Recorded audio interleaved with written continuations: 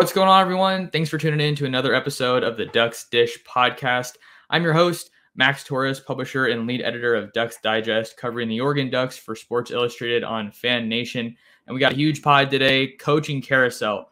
It has made its way to the Pac-12 conference, USC making the splash hire of Lincoln Riley, hiring him away from Oklahoma. Today, I am joined by AllTrojans publisher Claudette Montana-Pattison, covering the USC Trojans. Claudette, it's probably been a wild 24 hours for you. How are you doing with all this stuff?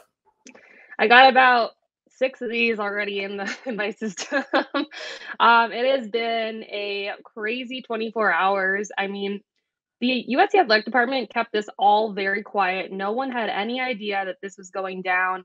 Lincoln Riley wasn't even really a name on most people's watch lists. You know, it's the classic like 5 names: Mel Tucker, James Franklin, Dave Aranda, those type of guys. So this really came out of left field, but I can tell you that everyone within the media, all the USC alumni, all the fans, everyone is really excited. And today we're going to hear from Coach Riley at 3 p.m. So I'm excited to get down there, ask him some questions, talk to him. So it's be a fun day.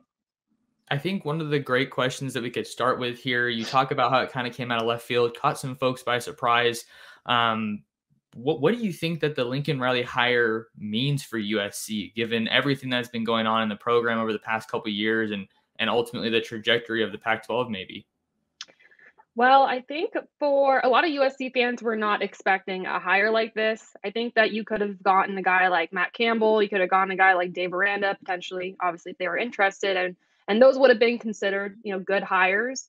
But this is almost like a level up. And I think it really shows the investment that USC is willing to place on trying to build back their brand of being a premium football program. They want to be a team like Oregon that's competing for, national titles, Pac-12 championships. They want to be up there. They don't want to be a team that's not even full eligible 4-7 like they are currently right now. So I think this really shows that the athletic department is going all in. They went big. They got a big hire. And I think they're trying to prove to the fan base that they are investing in the future of USC football, which is really exciting. In Lincoln Riley, the Trojans are getting a proven winner, a guy who has absolutely rolled through the Big 12 in recent years in Norman, and a guy who can recruit at a high level. I definitely want to get into that a little bit. I know you did a video on kind of the recruiting impact, so we can talk about that in a second. But we have some viewer questions that I wanted to get to, and one of them we were already going to talk about. And the question for that, Claudette, is do you think Oklahoma joining the SEC played a role in Lincoln Riley leaving? I believe it was reported that he wasn't, a big supporter of that move. And obviously now that he's coming out west, he's not going to be playing in the SEC with the Sooners. Right. Well, I think if you probably any goal for a college football head coach is to win a national championship. So you're taking a look at the easiest route to get there. It's probably not through the SEC. You got to play Alabama, Georgia, very good football teams. There's plenty of other teams in the SEC that are loaded with talent. When you come over to the West Coast and you're talking about the Pac-12 conference, sure, you have teams like Washington, Oregon, USC, Arizona State, UCLA that can have that potential of being big time good programs. We've seen it at different times throughout the years of different programs in the Pac-12 being successful. But right now, it's really Oregon that is the dominant program in the Pac-12. So what's an easier path to get to a New Year's Six Bowl? Only competing against Oregon or every other team in the SEC conference. Now, I think that probably wasn't like the number one factor in him coming over to USC. There's a lot of things that go into these type of decisions. I'm sure they offered him a pretty substantial contract, something that he probably couldn't pass up. They probably had to propose a pretty high number to get him away from Oklahoma. And then, of course, there's the draw of being in Southern California. Not to say that Oklahoma isn't a lovely state. I've never been there. I'm sure it's wonderful, but you are in Los Angeles. It's a booming city. The weather is great year round. You have unlimited resources at USC. Mike Bohn will give you what you need. And that's that's one of the reasons why Clay Helton was fired. They gave him every single resource that he needed. And then they still weren't really able to get to where they wanted him to be. So, I think that there, like I said, are a lot of reasons, a lot of factors that went into him making the switch over to USC. But I can say just from that perspective of looking at the easiest path to a championship, it's probably in the Pac-12 conference and not the SEC. Sorry about that. It was a timer on my phone. But to get back to your point, yeah, there's a lot of good things going on in LA. You talk about Clay Helton's departure. I mean, the recruiting under Helton was an embarrassment. I feel like that's not a stretch to say. You know, you had, I think at one point it was the actual University of Troy or Troy University, whatever it was, finishing ranked ahead of the men of Troy, the mighty USC Trojans, with all that talent in their backyard. And you know that Lincoln Riley is going to turn that around. I think another cool point to get into, Claudette, you talked about, you know, the path to the playoff. Obviously in the Big 12, I feel like if they handled their business, they would have been more or less a shoo-in. But now you look ahead with them going to the SEC, and just I feel like the floor is so much higher with all those teams in the SEC. Talk a little bit about the conference parity that we think we might see here in the Pac-12, given that, you know, Oregon's been the dominant brand. And then Utah has been really good in the past couple of years. This year, obviously playing against Oregon in the championship this week. But just I think the parity and having two teams that are consistently pretty strong is only going to be good for the Pac-12. I completely agree. And I think that this is really the move that the Pac-12 needs. If I'm the commissioner right now of the Pac-12 conference, I'm like doing somersaults up and down, because the Pac-12 has kind of been disregarded for these past couple of years. They haven't been as dominant as other conferences, specifically the SEC conference. It's just a more competitive conference. That's just the reality. And without having your strong national brands like USC, like Washington, like UCLA, Arizona State, Utah, being really competitive and having successful seasons, it does make the conference look not as competitive, right, as the SEC. So I think that if Lincoln Riley is able to rebuild this program, and, you know, my hope is that he's able to do something fairly quickly. I'm sure that he's going to take a look at what USC has, the pieces. They got a lot of really talented freshmen that did actually see a good amount of playing time this year, just based on injuries and depth issues. But I'm sure he's going to hit the transfer portal, try to bring in some other guys. And if you can see him kind of rebuild this program these next couple of years, get back to a place where Oregon is, I think that's just going to be tremendous for the Pac-12 conference in terms of better, you know, media right deals, game times. We're not going to have maybe 7:30, 8:30 p.m. kickoffs anymore for USC, which has been basically every single game this season.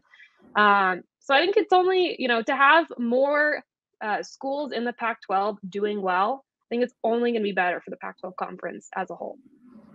This next one, Claudette, is, you know, probably the money question that they had for Lincoln Riley, as far as, you know, what the future looks like for him in Los Angeles. And it's a loaded question, but I want to ask you, what does tackling a rebuild look like for Lincoln Riley at such a prestigious program, and maybe some areas that you think he's going to be prioritizing, or you would think he would prioritize? I think he will 100% need to prioritize bringing in some offensive linemen through the transfer portal. They're going to lose a couple of guys just based on eligibility and being, I think a couple guys are going into their 5th or 6th year. And then center Brett Nealon, we talked to him after the BYU game. He said he hasn't decided yet if he's going to come back. I would say if there's any year to come back, it's for sure this year, but there's still a couple of question marks there. I think they're going to also want to bring in some key pieces for their defense. That's been an area that has struggled this year, specifically their defensive line. I think it's going to be really interesting, though. There's a lot of talk about what's going to happen at quarterback. You have Keaton Slovis that potentially is going to move on to the next level. I talked to one of the guys from NFL Draft Bible on Sports Illustrated. He believes he's been hearing that Slovis is going to move on to the next level. Obviously, nothing confirmed yet, but that will be interesting. And then there's talk about Oklahoma's freshman quarterback potentially coming over to USC following Lincoln Riley. As of now, he hasn't made any, of course, like moves, but how will that impact, you know, Jackson Dart, Miller Moss, if they decide to bring in a guy like that? I think it's going to be interesting to see. I'm sure there's going to be some roster turnover. You know, I'm sure he'll sit down with each guy, kind of lay it out there for him. But in terms of like some of the key pieces, some of the freshmen, Corey Foreman, Kalen Bullock, guys like that, I think they'll probably stick around. Another area that I feel like he's going to have to tackle, and we talked about this just a couple minutes ago, but recruiting. I feel like we got to circle back to that. I think that there's a lot of big names to watch. Obviously, you look at just the fallout from Riley's decision to go over to USC, already losing commitments from top 2023 prospects, wide receiver Brandon Innis, I think I'm saying that right, and Malakai Nelson, who's out there in the Los Alamitos area. That's not too much of a shocker. You kind of figure that he would probably follow Riley to LA, and then Raleek Brown, I believe the top all-purpose back in the 2022 class, modern day guy, would make sense to think that he would probably go over there as well. But you look at the quarterback position, this timing is really interesting because they just lost commitment from Devin Brown, who was one of the top performers at the Elite 11 when you and I saw him there, Claudette, and all these schools are coming after him. So I think he's certainly a name to watch here when you think about, it's hard to find a coach that is better at developing quarterbacks than Lincoln Riley. Totally. And I've spoken with Devin Brown a solid amount. John Garcia Jr. has a relationship with him. Kind of from what we've gathered is that he wanted to be at USC. He was all in on USC, but he just couldn't continue to be committed when there was so much uncertainty with who the head coach was going to be. So I just talked to John about this yesterday. He thinks that priority one is getting Devin Brown on the phone and making sure he recommits to the Trojans. But there's some other guys that they're going to want to also focus on. 5-star cornerback Monty Jackson, another modern day guy, decommitted recently as well. He was at the UCLA game, took an official visit. This could be huge news for him. I'm not sure if he was even recruited by Oklahoma. I haven't looked into it that much, but if Riley still sees some potential in him, which I don't know why you wouldn't, he's a 5-star cornerback. That could be also a guy to get on the phone. And then Malakai Nelson, as you mentioned, a guy who I also talked to at an Elite 11 semifinal, I believe it was back in July or June. And I asked him, this was before he had officially committed to Oklahoma. He was kind of wavering on USC, but really liked Lincoln Riley and what Oklahoma had to offer. So I think this could absolutely be a very pivotal decision for him. One thing that I think is really important and strategic about this hire too is that Lincoln Riley has been really successful in recruiting talent out of Southern California, and that's been a problem for USC, right? They had a great class in 2021, obviously landing Corey Foreman, a lot of other top players. Jackson Dart won Gatorade Player of the Year. They brought in Miller Moss, another top quarterback. But it has been an issue keeping Southern California guys in Southern California. They want to build a barrier around this area and not let guys go to Texas, Oklahoma, Alabama, other programs like that. So I think it's great that he already has a proven track record of being successful in this state and can keep those guys here, which looks like people are already decommitting, potentially could flip their commitments. I think it's going to be even more just great for USC and the success for this program long term. Just another reason why I think that this hire is good for the Pac-12 for the West Coast. I think we could see a significant shift in the top players leaving the region to go play in the SEC, the Big Ten, what have you.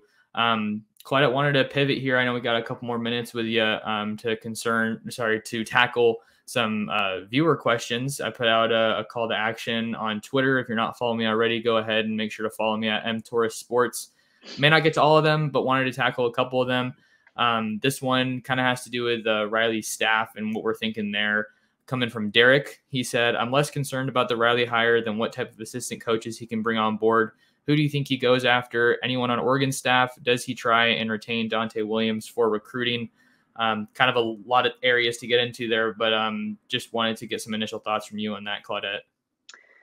Yeah, I would be surprised if they retained just to start defensive coordinator Todd Orlander. Their defense hasn't been a strength this season. I think they've given up around 225 points to Pac-12 opponents. A clear example of it, I believe they gave up 62 points against UCLA. The tackling hasn't been a strong suit. Every single week we're at practice, we hear, oh yeah, we're working on technique with tackling as we're going into week 11. That should probably be something that's worked on right in fall camp.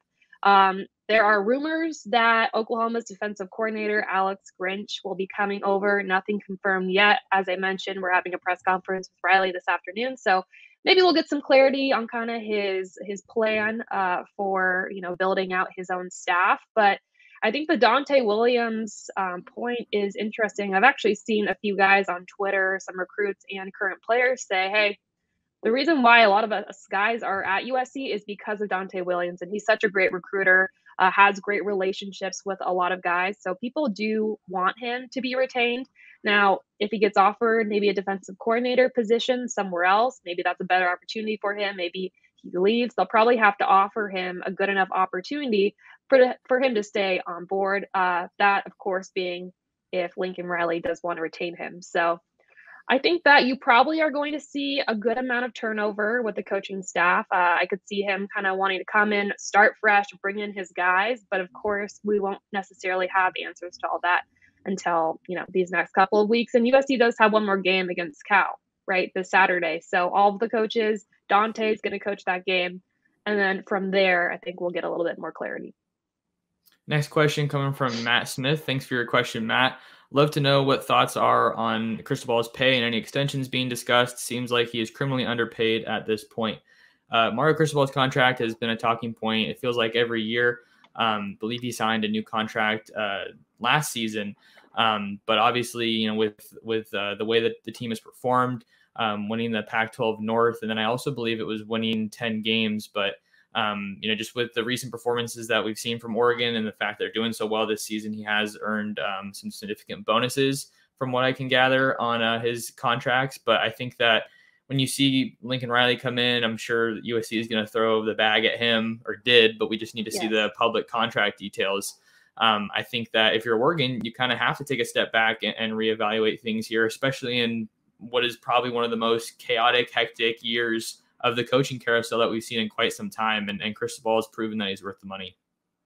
Yeah, and I think so. I actually saw maybe Colin Cowherd or another big personality say that the Lincoln Riley hire at USC is a move that would make Mario Cristobal want to go to Miami or somewhere else. Obviously, I don't think he's going anywhere. It's so good at Oregon. He's built a tremendous program there. But I think it will be interesting to see if he's able to use this at all as leverage, right, to get a new contract, get more money, or possibly if other schools try to reach out to him. I don't know. We'll see. Yeah, that's going to be something we have to follow for sure. I mean, I'm right there with you, Claudette. I don't think that a lot of schools, have a better situation right now than Oregon. You look at Miami being his alma mater, obviously that's significant, but they've been pretty bad. And then, with the SEC being the cream of the crop of football, I could see an opportunity there potentially I would say that I think an opportunity there is almost more appealing than going back to Miami, even though that's, where he's from and that's his alma mater. But obviously that's all speculation right now. So we have to wait and see, what comes up, what kind of reports come out of all of that. Clay, how much more time we got for you? I don't want to keep you longer than you're cool with. Oh, yeah. No, we're good. We're good. All right. Got a couple more here. Keep them going, Max. All right. Couple more here. This one's a little bit more of an Oregon angle, but I feel like it's one of the most significant stories that we've kind of seen coming out here. This question coming from Bust a Bucket. Pivot to the Moorhead news, please. So, for people who saw the report coming out from Pete Thamel last night about Moorhead emerging as the lead candidate to land the Akron head coach job, I think that is a really interesting point, especially when you consider the fact that this is only his second season at Oregon. Oregon's about to play in the Pac-12 championship. There's a lot of really solid talent on the roster at the quarterback position, which is, what Moorhead's working with. Ty Thompson is looking like the guy who's probably going to get the job next year. I don't know. I mean, I kind of want to wait and see what happens with this. It was definitely a shock to me. But at the same time, you look at the offense this year and they've been running the ball really well, but I know that among the fans, there's definitely been, some frustration with a pretty limited passing attack for a majority of the season. Yeah, I can't speak too much on that just because you obviously are the Oregon expert and I am all locked in on USC. But I mean, I feel like anything can happen, right, in the off season, and this has been a very unique year for coaching changes. I mean, obviously, this news at USC is so monumental, so unexpected, but just the fact that you have so many powerhouse programs, LSU, Florida, USC. I mean, even Jim Mora getting the job at UConn after being, quote unquote, out of the game for 4 or 5 years was spectacular news. And I think it's going to be interesting to see. I know Arizona's defensive coordinator just took a new job. So I think there might be some moving parts, you know what I mean, these next couple of weeks with a lot of programs. Yeah, we got a ton of storylines to follow. I just think the biggest one really with USC and this hire has to be obviously what the on-field product is going to look like, but in the Yeah. immediate future, it's got to be the recruiting trail and what happens between now and the early signing period, which begins on December 15th. Kind of last one here. Questions coming from Matthew Shane. He's a guy who's, pretty responsive on my Twitter. So thanks for the questions, Matthew. It's kind of a bunch of parts. So what I want to do here, Claudette, is maybe just throw all of them out there, and then whichever one you think you want to tackle, I think would be cool to do. Is that all right? Yeah. All right. So can Oregon increase Joe Salavea's pay so he doesn't join Lincoln Riley? Will Micah Pittman go to USC? And then will we lose commitments from Jaleel Florence, Jaleel Tucker, and Tetairoa McMillan to USC? Tons of stuff to get into there, but I know that Joe Salavea is the associate head coach for the Ducks, and he's kind of up there on the coaching ladder. Yeah, I think the Pittman question is interesting. Obviously, his brother Michael Pittman was a huge star at USC. Something that's interesting also about this year is they had Drake London, right? They lost him in the Arizona game, which has been a huge bummer for their offense. They have some guys, right? Kyle Ford, Taj Washington, some other receivers, Gary Bryant Jr., but nobody has that it factor like Drake London. So I think that this offseason, they're going to be looking for some guys through the transfer portal to bring in to try to replace that lost production. I am assuming Drake London is not coming back next year. I mean, I saw on Twitter he posted like a mind blown emoji over the Lincoln Riley news, and then a staffer at USC says, "Okay, so are you coming back now this year?" I would doubt he's going to come back. I mean, he's just so talented. He had a great year. Why wouldn't you go to the NFL? But if he does leave, they're going to need to fill that lost production, and they just haven't been very productive with their other receivers this year. Their passing game has really struggled. They've really had a hard time in the red zone making some plays. They've relied heavily on their rushing attack this year. So I could see potentially that being a point of interest, right? I mean, there's the USC connection there already with his brother, Michael Pittman, being a Trojan. So I could definitely see that one panning out. What was the third question? The third question. So we had Salavea, that was a question, and then Pittman, and then it was talking about Oregon commits, Jaleel Florence, Jaleel Tucker, and Tetairoa McMillan. Those are all Southern California guys committed to Oregon, and kind of, tackling that, and if there should be concern with that, given that Lincoln Riley got hired. Yeah, I mean, I think nothing is promised, right? When you're talking about high school athletes, you see guys flip, decommit, all the time. I think it would probably depend on how strong the relationship is currently with Lincoln Riley or whoever they were being recruited by on their staff, if they even were being recruited by Oklahoma. I haven't looked into that, so I'm not quite sure if those guys were or not. But yeah, I mean, if I'm Oregon, right, I want to make sure that anyone that has a connection to Lincoln Riley and his staff that I'm recruiting is staying put and not going to USC. So I'm calling them every single day. I'm making sure they're locked in on the Ducks for sure. USC, people will remember, was one of the three finalists for Tetairoa McMillan. Oregon, SC, and Arizona were the three schools in the running there until the very end. So, I feel, man, I want to say I feel confident about this, but I feel like I'd have to talk to him, to ultimately get his thoughts and maybe try to find some other sources to talk to. Because I think when you're looking at the skill talent that Riley has worked with, some of the receivers that have come through Norman, look at C.D. Lamb. That even though Riley's now at USC and those guys didn't go to USC, they were, developed by Riley and that offense that he was in. So can't say too much more on that. It'd all be speculation at this point. I haven't talked to any of those players since that hire came out, but some guys to follow. Claudette, as we wind down here, obviously USC is going to be huge moving forward, especially in the minds of a lot of Oregon fans right now. Where can people find more of you? Oh, yes. You can follow me on Twitter. Actually, I don't even know my username by heart because that is terrible. It is at Claudette_MP. Also, you can check us out at AllTrojans.com. We have a ton of stuff up right now on all the Lincoln Riley news, and we'll have a lot of more stuff up this afternoon after the press conference as well. So be sure to check it out. Awesome. Well, appreciate you coming on the pod, Claudette. If you guys want to find more of me, you can subscribe to the YouTube channel where you can find this podcast and see Claudette and I. That's Oregon Football Max Torres. Also be sure to follow and subscribe to the Ducks Dish podcast and all your favorite podcasting apps. And then you can follow me on Twitter at mtorresports, and we're at Ducks Digest for all the Twitter, Facebook, and Instagram platforms. That'll do it for this episode of the Ducks Dish podcast. Thanks again to Claudette. Thanks for listening, everybody. Take care and have a good day.